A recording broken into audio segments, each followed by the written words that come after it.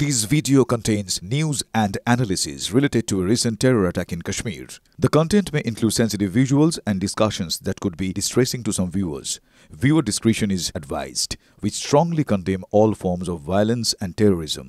The purpose of the content is solely to inform and create awareness based on verified reports.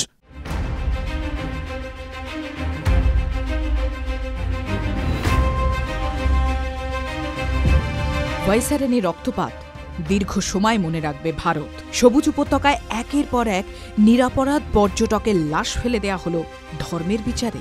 কিভাবে বদলা নেবে ভারত তা নিয়ে আলোচনা চলছে দফায় দফায়, চলছে মহড়াও। পাকিস্তানও যে আশঙ্কায় ভুগছে তা তাদের নেতা মন্ত্রীদের গলাতেই স্পষ্ট।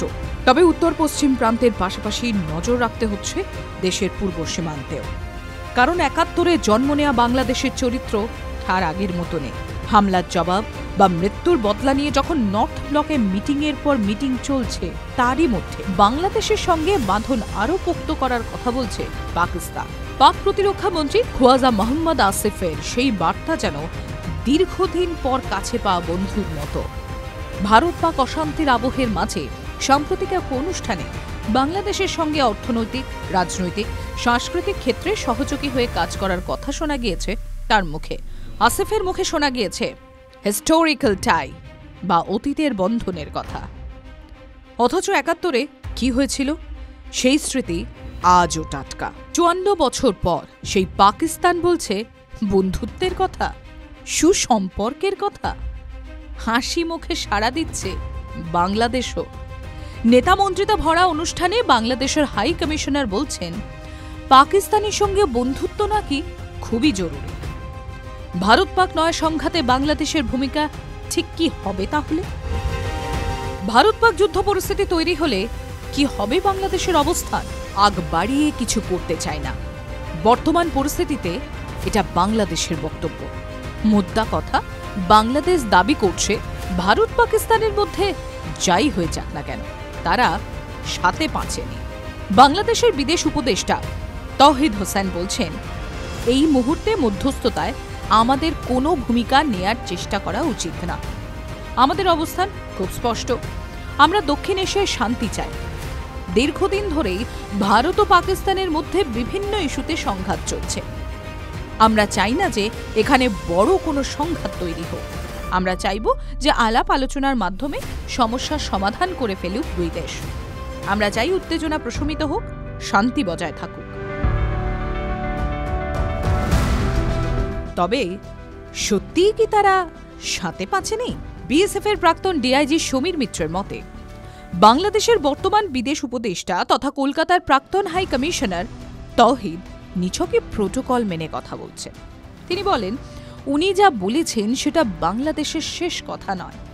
বাংলাদেশের শেষ কথা বলবে তারা যারা ছাত্র আন্দোলনের নামে এখন গোটা দেশটা চালাচ্ছে।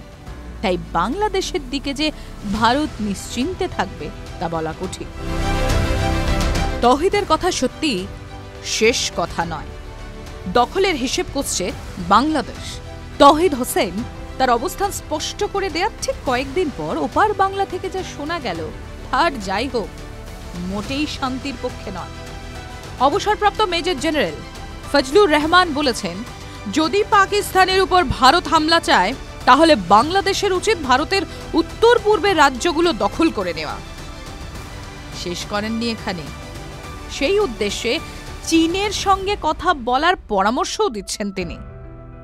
বাংলাদেশে কান পাতলেই শোনা যায় একসময় বিজিবির প্রধান পদে থাকা ফজলুর রহমান সে দেশের প্রধান উপদেষ্টা মোহাম্মদ ইউনূসের বেশ ঘনিষ্ঠ। নিছকই বড় বড় কথা, নাকি বাংলাদেশ সত্যি কোনো ফ্যাক্টর হতে পারে? ৭১-এর যুদ্ধের জন্য যে বাংলাদেশ একসময় ভারতের প্রতি বারবার কৃতজ্ঞতা প্রকাশ করেছে, সেই দেশ এখন কথায় কথায় হুঁশিয়ারি দিচ্ছে। আদৌ কোনো যুক্তি আছে নাকি নেহাতি ফাঁকা আওয়াজ? আন্তর্জাতিক সম্পর্ক বিশেষজ্ঞ তথা অধ্যাপক ইমন কল্যাণ লাহিড়ী বলেন, সাইকোলজিক্যাল অপারেশন করা ছাড়া বাংলাদেশের করার কিচ্ছু নেই। ওদের সামরিক মনোবল নেই। ফলে ভারত পাক যুদ্ধ হলেও বাংলাদেশের কোনো ভূমিকা থাকবে না। তার মতে, যদি সত্যিই যুদ্ধ হয় বাংলাদেশ কোণঠাসা হয়ে যাবে। তিনি মনে করেন যেভাবে অন্যান্য দেশ ভারতকে সমর্থন করতে শুরু করেছে তাতে বাংলাদেশের কিছু করার কথা থাকবে না, আর সামরিক বাহিনীও কিছুই করতে পারবে না। হাসিনা পরবর্তী ঘটনাক্রম কি সন্দেহ বাড়াচ্ছে? আসলে গত বছরের অগস্ট মাসে শেখ হাসিনা বাংলাদেশ ছেড়ে চলে যাওয়ার পর পরিস্থিতি অনেকটাই বদলেছে সমীকরণও। কি চলছে ঢাকা ইসলামাবাদের মধ্যে? আইএসআইয়ের চাকা। কয়েক মাস আগেই শোনা গিয়েছিল পাক সংস্থা আইএসআইয়ের এক প্রতিনিধি নাকি হাজির হয়েছিলেন চট্টগ্রামে। আলফা স্বাধীনের কয়েকজন নেতার সঙ্গে বৈঠকও করেন তিনি। উত্তর পূর্ব ভারতে অশান্তির ঝক নয় তো, বেড়েছিল এমন জল্পনাও। বলে রাখা দরকার, একসময় পরেশ বড়ুয়া চট্টগ্রামের দুর্গম এলাকায় জঙ্গিদের প্রশিক্ষণ দিতেন। পরে শেখ হাসিনা ক্ষমতায় এসে সেগুলো ভেঙে দেন। এছাড়া শেখ হাসিনা চলে যাওয়ার পর বাংলাদেশের উপকূলে বারবার দেখা যাচ্ছিল পাকিস্তানের জাহাজ। বিদেশ সচিব স্তরের বৈঠক। সাম্প্রতিক কিছু ঘটনাক্রম বলে দিচ্ছে বাংলাদেশ আর পাকিস্তান উভয়ই চাইছে হাসিনার আমলে জমাট বাঁধা বরফ এবার গলে যাক। তিক্ত স্মৃতি যে পুরোপুরি মিটে গিয়েছে তা কিন্তু নয়, তবে সহোদরের সঙ্গে যেমন দীর্ঘ মনোমালিন্য মিটিয়ে নেওয়া যায়, চলছে তেমনি মান ভাঙানোর পালা। অতি সম্প্রতি দুই দেশের বিদেশ সচিব বৈঠক করে। গত 15 বছরে যা হয়নি, আর সেটাই হলো ইউনূসের আমলে। পাকিস্তানের বিদেশ সচিবের সঙ্গে বাংলাদেশের বিদেশ সচিব বৈঠক করেছেন সম্প্রতি। পাক বিদেশ সচিব আমনা বালোচের কাছে বাংলাদেশের বিদেশ সচিব দাবি করেন যে ৭১-এর জন্য প্রকাশ্যে ক্ষমা চাইতে হবে পাকিস্তানকে। ঢাকায় পা রাখার কথা ছিল পাক বিদেশমন্ত্রী। হয়তো মান ভাঙাতেই বাংলাদেশে যেতে চেয়েছিলেন খোদ পাকিস্তানের বিদেশমন্ত্রী ইশাক দার। তবে পেহেলগাঁও হামলার পর ভারত যেভাবে জবাব দিতে তৈরি হচ্ছে তাতে একটু থমকে গিয়েছেন তিনি। আপাতত ঢাকা সফর বাতিল করে দিয়েছেন দার। তবে এটুকু স্পষ্ট যে তলে তলে ঘনিষ্ঠতা বাড়ছে বেশ। কি এমন করতে পারে বাংলাদেশ? বিএসএফ এর প্রাক্তন ডিআইজি স্পষ্ট বক্তব্য, শেখ হাসিনা চলে যাওয়ার পর যা পরিস্থিতি তৈরি হচ্ছে তা ভারতের জন্য খুব একটা সুখকর নয়। তিনি মনে করিয়ে দিয়েছেন বাংলাদেশ ৭০০ অভিযুক্তকে জেল থেকে ছেড়ে দিল মিথ্যা কথা বলে।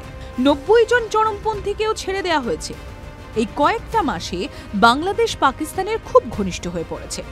আর শুধুই যে জাহাজে করে খাবার এলো তাই নয়, পাক সেনাকর্তারা বাংলাদেশে ঘুরে গিয়েছেন। সমীর মিত্রের মতে ইস্টার্ন কমান্ডকে সমানভাবে সজাগ থাকতে হবে, কারণ বাংলাদেশ একটা বড় ফ্যাক্টর হতে চলেছে।